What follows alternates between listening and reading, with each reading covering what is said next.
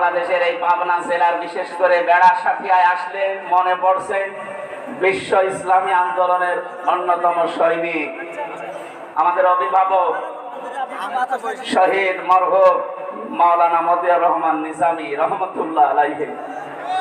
আল্লাহ তার কবরটাকে জান্নাতুল ফেরদাউস বানিয়ে দেন।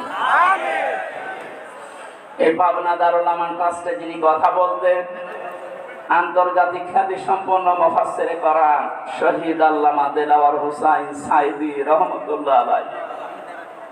আমি একটা দিন পেয়েছিলাম জেলখানার ভেতরে মাত্র 10 মিনিটের জন্য। আমাকে 8-10টা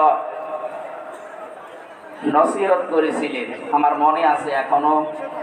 আপনাদের জন্য আমি সামনে যদি সময় হয় ওগুলো ডেলিভারি দেবো ইনশাআল্লাহ। আল্লাহ তার জীবনের ভালো কাজ যেগুলো কোরআনের সাথে সম্পৃক্ত যেন কবুল করে নেন। মানুষ হিসাবে মানুষগুলোর